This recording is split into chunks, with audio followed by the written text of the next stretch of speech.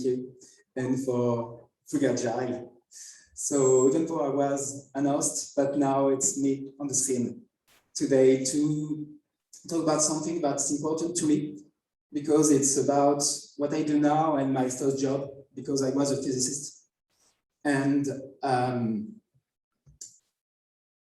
as a physicist, you think sometimes differently than other people because of what I've studied. And I will talk here about the link between Scrum Mastering and science. And yeah, there's a link between this, because I've seen it again and again. I think it's important that we put a bit of science in the world of IT, in how we experience, how we prototype, how we create things. So it will be my challenge today to be talking about this. And I've seen two different things. My conference will be in two parts. First, it will be about the link between physics and the link between physics and processes. And secondly, between the scientific method and Scrum. So it will be really in two parts. But first, we'll be talking about the link between science and physics. And the link for me, it was about entropy. Yeah, we're back to basic in physics too, you know, thermodynamics and all. But I will be talking about entropy. Oh, then the sound. What is entropy? First, we need to define it. Entropy, it was Rudolf Clausius who said that entropy is the degree of disorder in the information known in the system. That is entropy. It's disorder in the system. So, the second principle of thermodynamics is still, in every system, entropy exists. And it is always equal or more than zero. That means there will be always disorder in every system in existence. So we need to define what is a system. A system is simple. It's a part of, if we take a human system, it's easier. It's a part of people, so individuals, and also interactions between the people. We were talking like yesterday about agility is about interactions. It's about how we interact with other people to deliver value. So in a system, it's like this. A system is a part of people, if it's a human system, with interactions. So there is entropy, there is disorder in it. And maybe some of you know this model. It's the Cynefin model or Cynefin model, some people say. I think that's the correct pronunciation. And I need to define this before I go a bit more deeper into my logic that I showed you. So we can have four possible ways to, in this model, to find solutions. First, there's when the problem is obvious. It is obvious, it is simple. We know how to resolve it. There are complicated practices. So when it's complicated, there are complicated systems, there are complicated problems. Usually we ask an expert about that. Like when you want to create a train, you ask an answer to create a train, right? Because he knows how to create the train. Then there's the complex problems. Usually in IT, in systems, that's the systems thinking. It's a complex way of seeing things, and you don't know what will happen. You have to test it. You have to prototype it to be able to find the best solution. And there's chaotic problems where it's chaotic. So we don't really know what we're doing, but we're still trying anyway. And there's disorder in this model. Usually when we talk about this model, we almost never talk about disorder. I will talk about this because disorder is entropy. We have disorder in every system. In IT, for example, with the code, we have disorder. In teams, we have disorder. In companies, we have disorder. So how do we manage this disorder? For example, let's take a really classic process. First, we got an idea from the business, for example. Then we need to design it, to prototype it, to find maybe this could be a great solution. We need to try a prototype, to design it. Then, if it's good, we're ready, right? If we're ready, we can now specify it, develop it, then review it, code review it, then we can test it, then operations can take it and stabilize it to be able to go in production, and it's usually done. That's the concept. It's a real classic process, right? But what happens when, for example, we change one part of the system, one part of the process? For example, the review part. Maybe you had 2 new developers in the team. What would happen? Maybe the process would change. Maybe usually we had 2 people that would review the code after that, like 2 thumbs up of GitLab or something. But if we had 2 more developers to the team, what could happen to the process? Maybe we could change it. Maybe now it will be 3 developers that need to review it. So the process will change, right? Or maybe we can add some parts to this process. For example, if we ship it, it's in production. Maybe we could say, yeah, maybe in 30 days, we should analyze it. We should verify if it's good or not. It could be a good idea, no? But what happens when we never change it? The process is still the same. You know, for example, on Jira, on Trello, the process is still the same. After 1 month, after 6 months, after a year, after 2 years. I was in a trainer for a company one day. They were creating hard drives. I had a question for them. What's the process to create a hard drive? So the team was like, okay, we would like to see the steps. What could we do about it? And after that, I asked the question, okay, we see the process, we see how it works. So now, when was it changed the last time? We didn't know the answer. Someone was like maybe 50, 55, and said, I think we never changed it. He was like 20 years in the company. They never changed it. They never even tried to change it. What do you think would happen to the flow of value? You know, Agile is about delivering value, right? What would happen? Well, we lose value. We did. So I have a hypothesis. Every stable process loses value with time. Simple, right? It's my hypothesis. So I deliver to you. That means if you don't change the process with time, it will lose value. So we need to try to change the process, right? So what we can learn about it, for example, as a Scrum Master, to slow down this loss. Maybe we could start to ask questions about the process. Why do we do this? What are the steps? Why those steps? When can we advance to another step? You know, definition of done, right? It's important in Scrum, usually.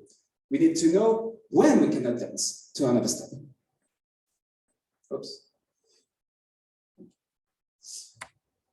But I will go back to my hypothesis and started to doubt it. Maybe it's not time, because sometimes I've seen processes that even after 6 months, even after a year, they were still delivering value, nice value. So is it really time? And I started to go deeper in it. And I started to look on the internet to find some scientific documentation about that. And I found something really interesting in a talk by, in a paper, by Michel Barranger in 2010. I encourage you to read it because it's really interesting. Chaos, complexity, and entropy. I will read it to you. It is this large number of cognitive possibilities, which is measured by the quantity we call entropy. When we say that entropy is a measure of disorder, the disorder is in our head, in our knowledge of a solution. What does this mean? For me, that's what it means. I don't think it's time for problem. Maybe a bit, sure. But I think it's the knowledge loss of the team. For example, if you got only 1 people on the team that knows everything about the system, what would happen when you left? What would happen to the system? What would happen to the colleagues? Well, we lose everything, right? So I think that every stable process loses value with team knowledge loss. That's my hypothesis, that's my theory about it. I did not test it, right? But that's my theory. And anytime you decide not to share something to other people, you increase disorder. You increase the entropy of the system. And that's kind of terrible because you decide not to share things, right? So what I learned by going to this conference, if sharing slows down the loss of value of the process, you'll have to start asking even more questions to make it so that the other people could share things, right? We need to share things. We need to share our knowledge to be able to slow down this entropy. So I have something that's important to me.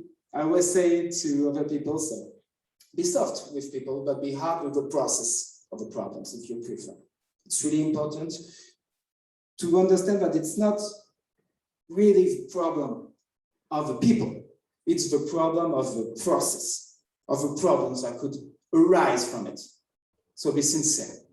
And as a Scrum Master, always have the intention that one day you won't be useful anymore to your team because you want to create a culture of sharing things. So if you share everything you have, you're not useful anymore, right? Maybe you will be always useful as a Scrum Master, but it's the intention that is important. As my vocal coach always say, intention is the more important when you sing. That's the same here. What's important is the intent you have. So that was my first part about entropy, about disorder, and what I learned about it. And now I will introduce you to the scientific method, my vision of the scientific method.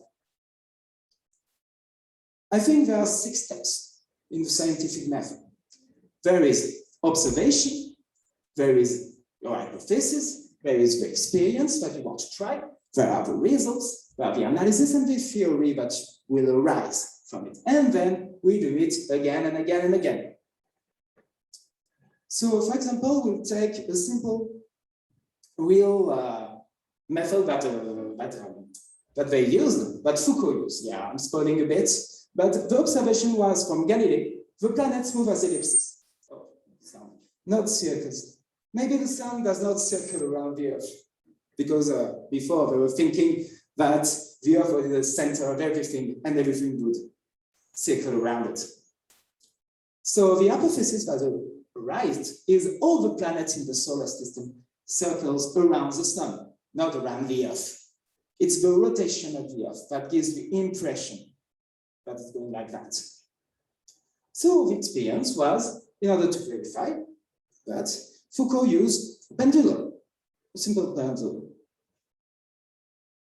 What happened? Well, when we observed the results, the pendulum showed that it moves a bit. So it's not only straight, it moves a bit. So we proved that the slow regulation of the Earth, thanks to this pendulum, proves that the Earth rotates on itself. And so a new theory is born. That's the scientific method. So what can we learn about this and about Scrum? Because I'm a Scrum Master, so I'm going to be talking a bit about Scrum, right? Well, that's the science of continuous improvement. Because when I try to understand where did Scrum come from, the real basics of Scrum, not the guide, right? The real basics about it, because we're back to basics. It's about continuous improvement. And it's kind of thanks to this guy. Maybe you don't know it, it's Deming. You know, the guy who helped a lot Toyota after the Second War. So the second big war, so that he used a really simple expression of a scientific method. It's plan it, do it, study it, act on it. Simple. He translated the scientific method because it's a scientific method. You can observe it, you can draw an hypothesis, you can experience it, you can have results, etc., etc. But it was simple to understand. Like when you take your car, right? You plan to take your car from point A to point B, then you're doing it. Then maybe after it, you say, maybe that wasn't the best, my best idea. Maybe I should have turned right at this moment and now left, and act on it. He used it so the workers on the line in Toyota would understand scientific method. It's a simple way to see the scientific method. And in Scrum, that's Scrum, right? Planning, daily, review, perspective. Plan, do, study, act. That's simple. That's continuous improvement. Simple as that. We plan to have an objective, a goal. When we do dailies, to be able to plan the day, to verify that what we do is at the same, but the goal, it's in the direction that we give to the goal in the planning. When we review it, we study it, we try to find some data about it, and then we do a retrospective to improve how we work, improve the process, improve the framework.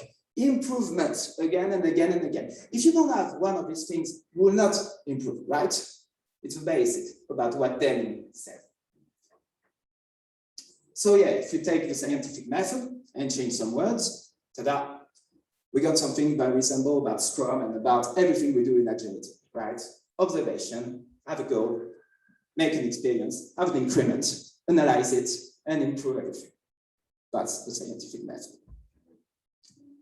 So first we need to see what we should observe, right? I think there are 4 levels of things that we can observe. For example, we've got the code, that's important, right? We need to have good code. We have a team, we have the management, and we have the user. Maybe there are others, but I'm simplifying it. It's a model, right? It's simplification. So for this experience, what I'm doing right now, where should we place the cursor? Management, team, yeah, it's always about the end user, right? In agility. So for this conference, I will be talking about how do we use the scientific method to improve a product for the users. So in Scrum, we use Scrum bit, there are 2 goals right now, the product goal and the sprint goal. The product goal is about the product that you're creating for the users, and the sprint goal is about the little step you will do to reach it. What's important about the goal is that it's my belief, it's what I believe in, right? Everyone participates in crafting them. The sprint goal must be under our control and must be measured. We need to know if we can reach it or not. And the product goal translates to measurable users' behavior. It's always about the behavior. How can we change the behavior? Because we can change the thinking or the feelings of people, right? We can only change their behaviors. It's the only thing that can be a bit under our control. So I present to you a simple kata. Yeah, you know, the kata, it's always doing the same movements. Well, those are questions that I almost always ask to a product owner, product management, business analyst, etc.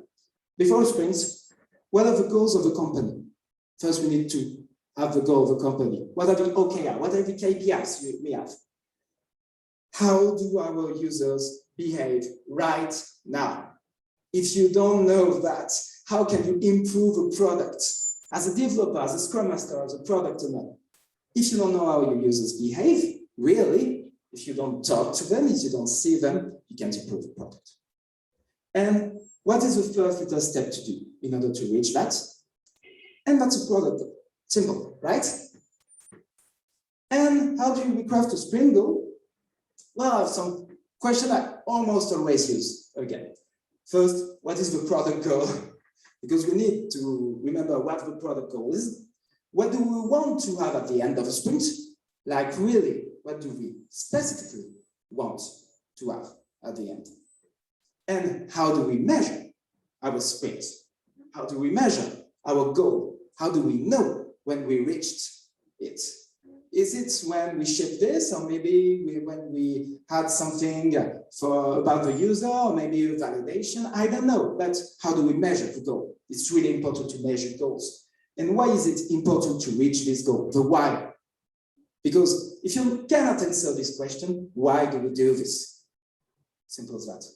And is it under our control? And I've seen many teams never thinking about, are our goals under our control? Can we really have an impact on it? And if not, how do we bring it under our control? For example, if I have a goal, but we need to talk to another team, we need to have a module for another team, it's not under our control, right? So there's a huge change, there's a huge risk that we'll never reach our goal. And that's depressing, right? If we can never reach our goal, how can we be motivated? And is it realistic for this sprint, this goal, in the time we have? Usually 2 weeks, 3 weeks, 1 week. Is it truly realistic? Always ask the developers, is it realistic? Can we do this in the time we have? And that's my sprint goal kata. Simple. I almost always ask this question. I think I always ask them now. And then we get to the experience. As a Scrum Master, do not hesitate to ask questions. In one-to-one, in dailies, remember about entropy, right? About disorder. If you don't share, you increase disorder. So we need to share, we need to question, we need to emerge solution, emerge the problems from the team. That's experience. And for the increments, so what we're shipping, it's important to have contact as developers. I say this even more as developers than Scrum Masters, to have contact with our users, to know our users, to know what they do. Not only the product owner or the product manager or whatever, the developer must talk to the users and the users must also provide feedback to the developers. So as a Scrum Master, use your energy to find your allies, use your energy to make it happen. Because without it, how can you know you're delivering value if you don't have your users, if you don't talk to your users? I've seen it so many times. That's terrible. Then we analyze it. Remember, data. We need some data. We need to have a way, as a scientific, again and again, we need to have data. We need to be able to measure this. So study your data. Have, for example, one goal with only one data, one OKR, for example, one key results, only one. Don't try to have 15 and yeah, we will improve our products with 15 KPIs in this, in 2 sprints now. Only one at a time. And then we got at the end, the improvements. So what were the main? Agile retrospective is one, there's Feireisen from Lean, etc. Take time to improve a bit the process, the way you interact with the other people. Remember about the Agile manifesto? Yeah, one of the practice, I think that's the last one, is about how the teams see themselves and try to change their behaviors. It's to change behaviors. That's what we can control, our behavior. And from back to basics, last time we'll be talking a bit about facilitation and how to improve. There are 2 parts in a meeting. For a retrospective, for any brainstorming you have, diverge and converge. First, you need to diverge your ideas. You need to have a lot of ideas everywhere. And then we can converge on a solution. Don't even try to first converge. Just say, okay, what's the action we need to do right now? Start right now. It will never work. You need to have a map of what's happening in your team, what's happening in your system, and then you can converge on one solution. And an improvement action, for me, is like this. Who, when, what. And for the who, usually I say only one person. Why? Maybe you will tell me, yeah, it's self-management, self-organization, everyone can do everything, etc. It's not self-management, it's not self-organization. There are some people that are better at things than others. And usually, if you ask, yeah, who, the team will do it. What will happen? They won't do it. Why? Because they don't have one person who will drive it. So the responsibility will be diluted in the team. So usually I say only one to drive it, but maybe could be have help from other people. If you know, usually if you have an improvement like this, So what I learned about this conference that I did, every process loses value with a shared of loss knowledge.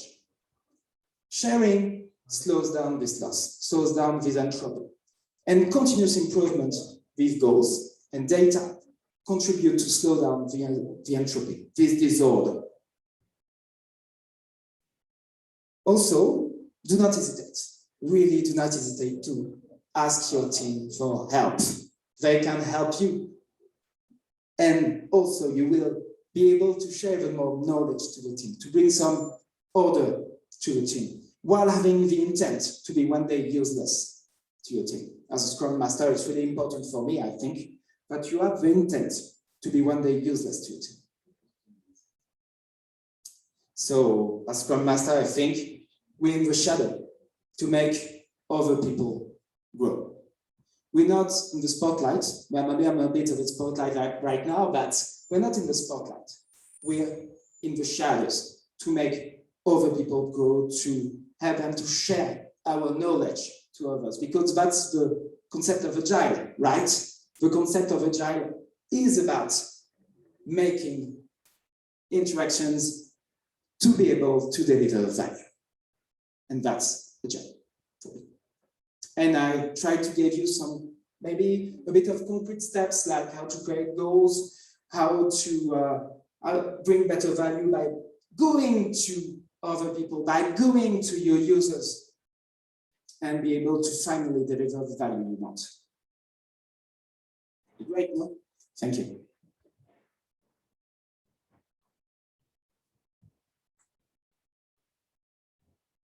Okay, thank you, Benjamin. We'll take some questions maybe from the chat, but first of all, have you ever met management teams that say, okay, developers don't have to talk to end users, and then what can we do in that case? Yeah, it happens way too many times, right? I think it happens to everyone. What we could do about this is, one thing I tried to do, one thing I tried to do is I took my team of developers and I asked for help. And the idea was, okay, we don't care about it. We will go see the end users right now. So we went to see the end users and went to talk to them without talking to the management. And what happened is something incredible. We were talking for 2 hours. We were like, okay, so can you show me how this works? Whereas the developer was like, okay, really show me. I don't understand what you're saying to me. So show me the problem, etc., etc. So that's one possibility. Maybe completely shut down the management, but sometimes it works. This time it worked, because after that they understood that, yeah, we delivered more value, we have data, but delivering more value after doing that. So yeah, it worked greatly. But sometimes it doesn't work. And usually what I try to understand is why. Why don't you want the developer to talk to management? Usually they will answer to me, oh, right, because they can't talk to management, they can't talk to end users because they're developers, right? Sometimes there's no solution. Sometimes I personally took the responsibility to shut down the manager who wanted to block this. But yeah, that's one solution, maybe asking why and emerge why they don't want to do this good work. Sometimes it doesn't work. Well, so one question. This conference is a lot about value. Maybe you measure value with OKR, right? Which difference do you make between OKR and KPI? And how would you help teams to build their own OKR? Oh, that's a nice question. For me, OKRs, we talk a lot about KPIs, but OKRs for me are about, OKRs are about the end users, always about the end users. But, oh, yeah, it's about the micro, okay. Always about the end user. So for me, KPIs are like a lot of data, there's a lot of maybe useful data, maybe a lot of not really good data, but OKRs are always data with a goal in mind. So one key result with a goal in mind. That's for me OKR. So how do I help people? How do I help teams? Right now, I'm trying to help a team to create OKRs.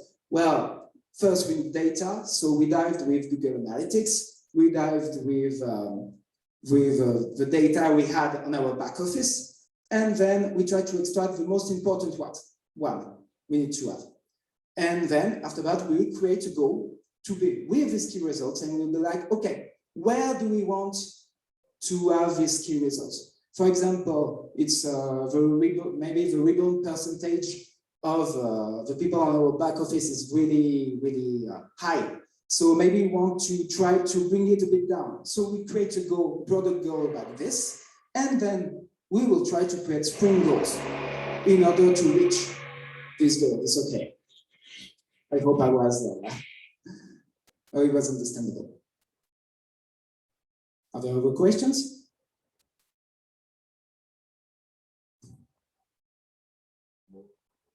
What about entropy? Yeah. You say that entropy is sorry, the measure of the chaos, but it's also a measure of the quality of the information, right? One of the problems we have in teams that they do not work sufficiently together, but that's called interaction. But when you talk about thermodynamics, sorry, we can think that the interactions are the friction force, in fact, in a way. Is